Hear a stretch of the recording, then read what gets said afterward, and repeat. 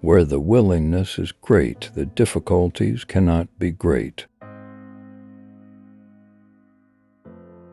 Tardiness often robs us opportunity and the dispatch of our forces.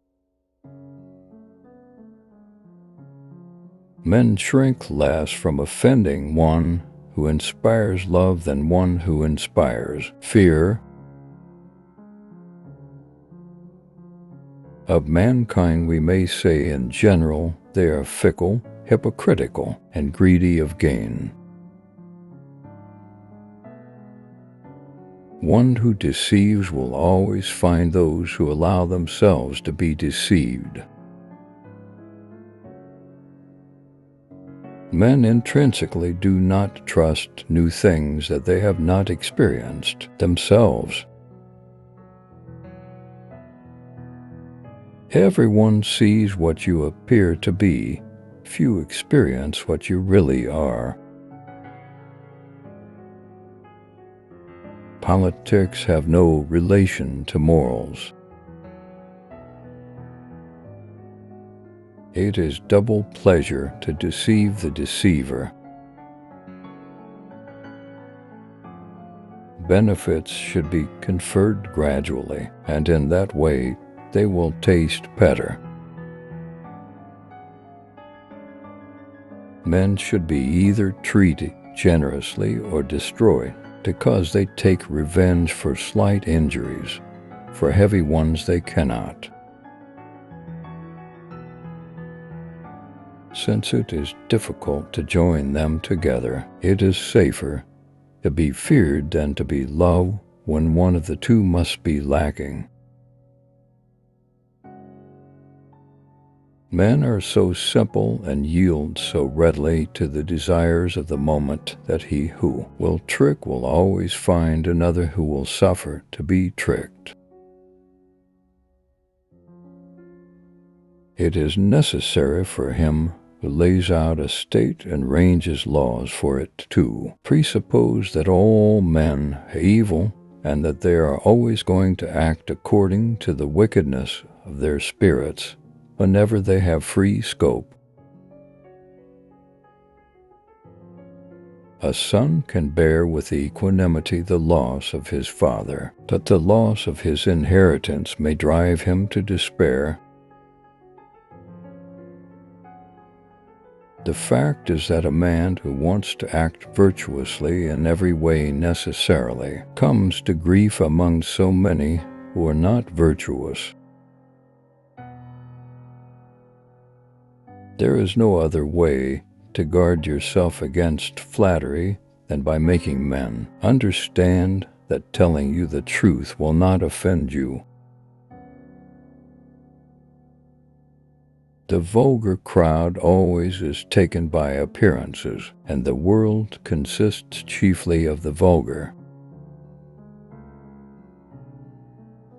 Men never do good unless necessity drives them to it, but when they are free to choose and can do just as they please, confusion and disorder become rampant. There are three kinds of intelligence. One kind understands things for itself, the other appreciates what others can understand, the third understands neither for itself nor through others. This first kind is excellent, the second good, and the third kind useless. Never was anything great achieved without danger. It is much more secure to be feared than to be loved. The promise given was a necessity of the past. The word broken is a necessity of the present. We cannot attribute to fortune or virtue that which is achieved without either. One change always leaves the way open for the establishment of others. The wish to acquire more is admittedly a very natural and common thing, and when men succeed in this, they are always praised rather than condemned. But when they lack the ability to do so, and yet want to acquire more at all costs, they deserve condemnation for their mistakes. The lion cannot protect himself from traps, and the fox cannot defend himself from wolves. One must therefore be a fox to recognize traps, and a lion to frighten wolves. Never attempt to win by force what can be won by deception. Whosoever desires constant success must change his conduct with the times. Appear as you may wish to be. Wisdom consists of knowing how to distinguish the nature of trouble and in choosing the lesser evil. In conclusion, the arms of others either fall from your back, or they weigh you down, or they bind you fast.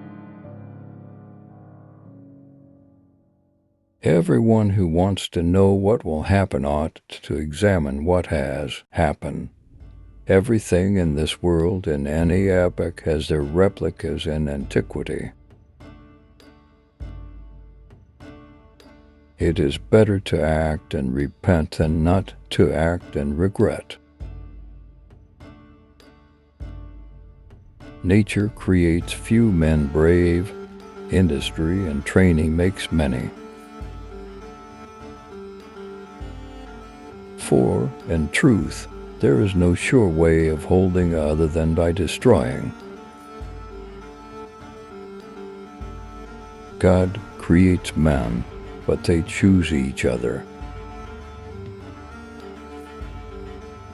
Occasionally words must serve to veil the facts, but let this happen in such a way that no one become aware of it, or, if it should be noticed, excuses must be at hand to be produced immediately. The first method for estimating the intelligence of a ruler is to look at the men he has around him. When you disarm the people, you commence to offend them and show that you distrust them either through cowardice or lack of confidence, and both of these opinions generate hatred. It is not titles that honor men, but men that honor titles. No enterprise is more likely to succeed than one concealed from the enemy until it is ripe for execution. Men rise from one ambition to another. First, they seek to secure themselves against attack, and then they attack others. I'm not interested in preserving the status quo. I want to overthrow it. Princes and governments are far more dangerous than other elements within society. God is not willing to do everything, and thus take away our free will and that share of glory which belongs to us. War should be the only study of a prince. He should consider peace only as a breathing time, which gives him leisure to contrive and furnishes as ability to execute military plans. War is just when it is necessary. Arms are permissible when there is no hope except in arms. There is no avoiding war. It can only be postponed to the advantage of your enemy.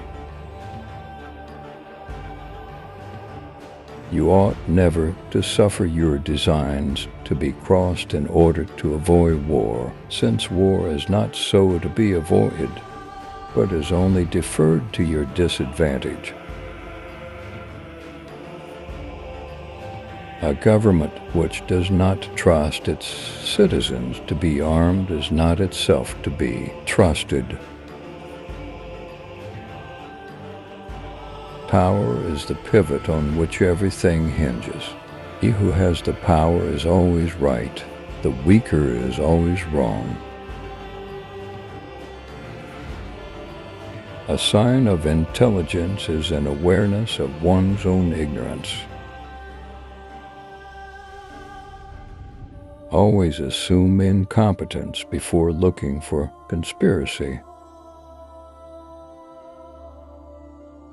Ability and perseverance are the weapons of weakness. Make mistakes of ambition and not mistakes of sloth. Develop the strength to do bold things, not to suffer. There is nothing more important than appearing to be religious. If an injury has to be done to a man, it should be so severe that his vengeance need not be feared. There is nothing as likely to succeed as what the enemy believes you cannot attempt. Make no small plans, for they have no power to stir the soul.